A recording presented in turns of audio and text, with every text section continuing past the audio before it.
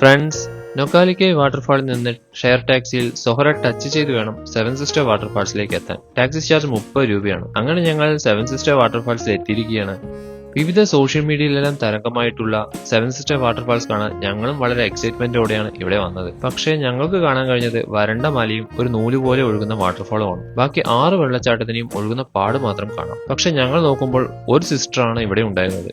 ബാക്കി 6 പേര് മിസ്സിംഗ് ആണ്. ആ ഒഴുകുന്ന സഹോദരിയോട് ബാക്കിയുള്ളവർ എപ്പോൾ വരുമെന്ന് ചോദിച്ചപ്പോൾ പറഞ്ഞത് മൺസൂൺ ടൈമിൽ വന്നാൽ കാണാമെന്നാണ്. സെവൻ സിസ്റ്റർ വാട്ടർഫാൾസിന്റെ മറ്റൊരു പേര് നോ ഷിൻതിയാങ് വാട്ടർഫാൾ എന്നാണ്. ഇവ പ്രതിനിധീകരിക്കുന്നത് സപ്ത സഹോദരിമാർ എന്നറിയപ്പെടുന്ന ഇന്ത്യയുടെ വടക്കുകിഴക്കൻ സംസ്ഥാനങ്ങളായ അരുണാചൽ പ്രദേശ്, ആസാം, മണിപ്പൂർ, മേഘാലയ, മിസോറാം, ത്രിപുര, നാഗാലാൻഡ് എന്നീ സംസ്ഥാനങ്ങളെയാണ്. മഴക്കാലത്ത് 7 ധാരകളായി ഒരുമിച്ച് താഴേക്ക് പതിക്കുന്ന കിഡിലൻ വാട്ടർഫാൾ ആണ് നോ ഷിൻതിയാങ് വാട്ടർഫാൾസ്. 315 മീറ്റർ ഉയരമുള്ള വെള്ളച്ചാട്ടം ഇന്ത്യയിൽ തന്നെ ഏറ്റവും ഉയരമുള്ള വെള്ളച്ചാട്ടങ്ങളിൽ ഒന്നാണ്. മഴക്കാലത്ത് വന്നാൽ വെള്ളത്തിന്റെ ഒരു കുതിച്ചു ചാട്ടം തന്നെ നമുക്കിവിടെ കാണാൻ കഴിയും. ഇവിടെ ലഞ്ച് കഴിക്കാൻ ഹോട്ടൽ നോക്കുമ്പോൾ ഹോട്ടലില്ല. ഈ കാണുന്ന ഐറ്റംസ് ഒക്കെയാണ് ഉള്ളത്. പിന്നെ വേറൊന്നും നോക്കിയില്ല. 2 ബ്രെഡ് ഓംലേറ്റ് അങ്ങ് ഓർഡർ ചെയ്തു. സെവൻ സിസ്റ്റർ വാട്ടർഫാൾസിന് ഓപ്പോസിറ്റ് ആയി പുതിയൊരു ടൂറിസ്റ്റ് സ്പോട്ട് കൂടെ വരുന്നുണ്ട്. വർക്ക് കംപ്ലീറ്റ് ആവാത്തത് കൊണ്ട് ക്ലോസ്ഡ് ആണ് ഇപ്പോൾ. ആ ബ്രിഡ്ജിന് താഴെ ചെറിയ ധാരകൾ പോലെ താഴേക്ക് ഒഴുകുന്ന വെള്ളച്ചാട്ടം കാണാം. അൺസീസൺ ആയാലെന്താ, ഇങ്ങനെ താഴെ പോയി അവിടെയുള്ള കാഴ്ചകളൊക്കെ ആസ്വദിച്ച് നടന്നും പാറകൾക്ക് മേലെ നിന്നും ഇരുന്നും എല്ലാം ഫോട്ടോ എടുക്കാമല്ലോ. സീസൺ ടൈമിലാണെങ്കിൽ താഴോട്ട് ഇറങ്ങുന്നതിനെ പറ്റി ചിന്തിക്കാൻ പോലും കഴിയുന്നതല്ല. ശക്തമായ കുത്തൊഴുക്കുണ്ടാവാം.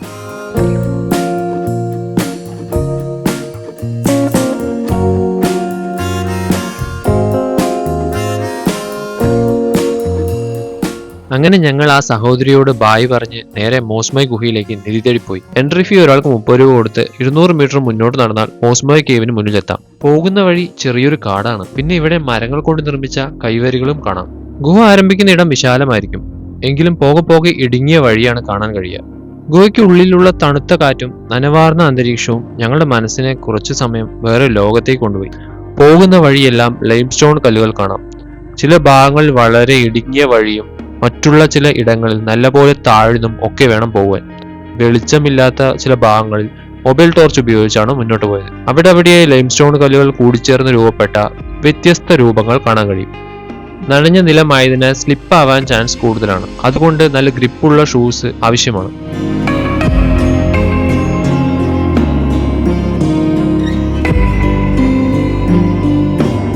ഗുഹയ്ക്കുള്ളിൽ പ്രപഞ്ചം ഒളിപ്പിച്ചു വെച്ച ഈ സുന്ദരമായ കാഴ്ചകൾ തന്നെയാണ് ഫ്രണ്ട്സ് ഏറ്റവും അമൂല്യമായ ആ നിധികൾ.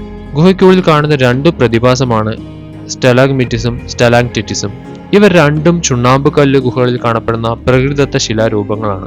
ഗുഹയുടെ മേലിൽ നിന്ന് താഴേക്ക് വർഷങ്ങൾ നീണ്ടു രൂപപ്പെടുന്ന ശിലാരൂപങ്ങളെ സ്റ്റിലാക്ടൈറ്റുകൾ എന്നും ഗുഹയുടെ നിലത്ത് നിന്ന് മുകളിലേക്ക് വർഷങ്ങൾ നീണ്ടു രൂപപ്പെടുന്ന ശിലാരൂപങ്ങളെ സ്റ്റലാഗ്മൈറ്റിസ് എന്നും പറയും. ഇവ പലതും ചില മില്ലിമീറ്റർ വളരാൻ പോലും 100 കണക്കിന് വർഷങ്ങൾ വേണ്ടിവരും. എന്തിനു പറയുന്നു, 2 വലിയ തൂണുകളായി രൂപപ്പെടാൻ തന്നെ ഇവയ്ക്ക് 1000 കണക്കിന് വർഷങ്ങളാവും. മേഘാലയയിൽ 1000-ലധികം ഗുഹകൾ കണ്ടെത്തിയിട്ടുണ്ട് എന്നാണ് പറയുന്നത്. ചുണ്ണാമ്പ് കല്ല് ഗുഹകൾ ഭൂമിയിലെ ജലചക്ര പഠനത്തിന് പ്രധാന പങ്ക് വഹിക്കുന്നുണ്ടത്രേ. ചെറിയ രീതിയിലുള്ള സാഹസികത ഇഷ്ടപ്പെടുന്നവർക്ക് ഈ ഗുഹയിലൂടെയുള്ള നടത്തം ശരിക്കും വല്ലാത്തൊരു അനുഭൂതി നൽകുന്ന ഒന്നാണ്. ഒക്ടോബർ ടു ഏപ്രിൽ മാസം മികച്ച സമയമാണ്. June to September monsoon time ആയതുകൊണ്ട് കൂടുതൽ സ്ലിപ്പ് ആവാനും വീഴാനും ചാൻസ് കൂടുതലാണ്. ഗുഹ മൊത്തം 250 മീറ്റർ ആണ് ഉള്ളതെങ്കിലും 150 മീറ്റർ മാത്രമാണ് വിസിറ്റേഴ്സിനായി അനുവദിക്കുന്നുള്ളൂ. ആ 150 മീറ്റർ കണ്ടു കഴിഞ്ഞ് തിരിച്ച് എക്സിറ്റിൽ എത്താൻ തന്നെ 1/2 മണിക്കൂർ എടുക്കും. അങ്ങനെ ഞങ്ങൾ സൊഹറയിലെ ഹോം സ്റ്റേയിലെത്തി. ഇവിടെ ഞങ്ങൾ താഴത്തെ റൂമിലാണ് സ്റ്റേ ചെയ്തത്. ഈ ഹോം സ്റ്റേയിൽ അപ്സ്റ്റെയറിൽ 2 റൂം എടുക്കുന്നതിന് വേണ്ടി കൺസ്ട്രക്ഷൻ വർക്ക് നടന്നുകൊണ്ടിരിക്കുകയാണ്. ഈ പണി ചെയ്യുന്നവർ ജെല്ലിക്കല്ല് ബാമ്പു കൊട്ടയിലാക്കി നെറ്റിയിൽ കെട്ടിത്തൂക്കിയാണ് കൊണ്ടുപോകുന്നത്. ഇതുപോലെയാണ് ഇവിടെയുള്ള ആളുകൾ എല്ലാവരും. വിറകായാലും പച്ചക്കറി ആയാലും അങ്ങനെ എന്ത് തന്നെ ആയാലും ഈ ഒരു രീതിയിലാണ് ബാമ്പു കൊട്ടയിലാക്കി തൂക്കി കൊണ്ടുപോകുന്നത്. അങ്ങനെ ഞങ്ങൾ രാത്രി കാഴ്ചകൾ കാണാൻ ഒന്ന് പുറത്തിറങ്ങി. ക്രിസ്മസ് ആയതുകൊണ്ട് നല്ല അടിപൊളി ലൈറ്റിംഗ് സെറ്റപ്പ് കൊണ്ട് തിളങ്ങുകയാണ് ചർച്ച്. പള്ളി പൂർണ്ണമായും കെട്ടിത്തീർന്നിട്ടില്ല, പക്ഷെ ആളുകൾ പ്രയറിനെല്ലാം വരാറുണ്ട്.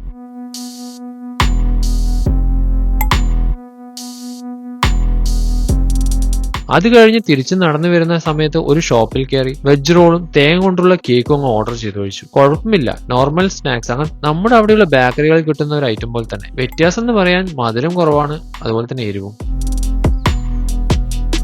അത് കഴിഞ്ഞ് ഞങ്ങൾ ഡിന്നർ കഴിക്കാൻ ഒരു ഹോട്ടലിൽ കയറി. ഡിന്നറിന് ചോറും മീൻ കറിയും മീൻ ഫ്രൈയും ആണ്. ഫിഷ് എന്നാൽ വളർത്തുമീനല്ല, ഇവിടെ നദിയിൽ നിന്ന് പിടിച്ചു കൊണ്ടുവരുന്നതാണ്.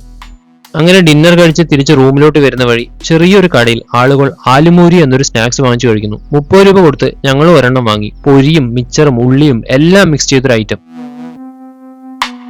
ഞാനൊരു സ്പൂൺ കഴിച്ചത് മാത്രമേ എനിക്ക് ഓർമ്മയുള്ളൂ. എരിഞ്ഞു പൊരിഞ്ഞ് ആകെ വല്ലാത്തൊരു അവസ്ഥയായി. സ്പൈസി ഐറ്റംസ് ഒക്കെ കഴിക്കാറുണ്ട്, എന്നാൽ ഇത് വല്ലാത്തൊരു സ്പൈസി ആയി പോയി.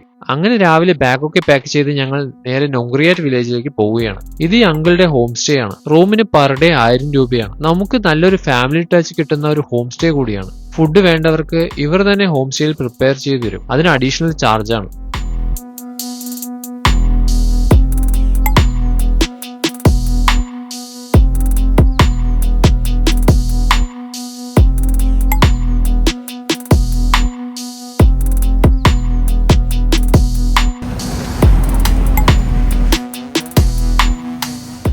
സൊഹറയിലെ കാഴ്ചകൾ കണ്ട് ഞങ്ങൾ വീണ്ടും യൂബാർ ഷോപ്പിംഗ് മാളിന് മുന്നിൽ വന്നിരിക്കുകയാണ്. ഇവിടെ നിന്ന് ഷെയർ ടാക്സി കിട്ടും. വളരെ ബഡ്ജറ്റ് ഫ്രണ്ട്ലിയും കംഫർട്ടബിളുമാണ് ഷെയർ ടാക്സിയിലുള്ള യാത്ര. 5 കിലോമീറ്ററിന് 30 രൂപ കൊടുത്താൽ മതിയാവും. കാലത്ത് ബ്രേക്ക്ഫാസ്റ്റ് കഴിക്കാൻ ഒരു ഹോട്ടലിൽ കയറി. സ്കൂളിൽ ക്ലാസ്സിലിരിക്കുന്ന പോലെയാണ് ഭക്ഷണം കഴിക്കാനിരിക്കുന്നത്. രാവിലെ ബ്രേക്ക്ഫാസ്റ്റിന് റൈസ് ആണ് കഴിക്കുന്നത്. അതുകൊണ്ട് ഞങ്ങൾ വൈറ്റ് റൈസും ചിക്കൻ ലിവറും ചിക്കൻ കട്ട്ലേറ്റും അങ്ങ് ഓർഡർ ചെയ്തു.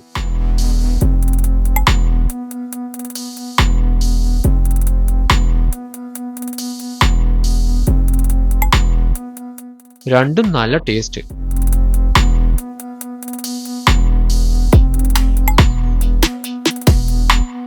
അങ്ങനെ സൊഹറയോട് തൽക്കാലം ബായ് പറഞ്ഞ് ടാക്സിയിൽ നേരെ റോഡ് ബ്രിഡ്ജുകളുടെ അഡ്വഞ്ചർ സ്പോട്ടിലേക്ക്. അപ്പോൾ ഫ്രണ്ട്സ്, എല്ലാം പറഞ്ഞ പോലെ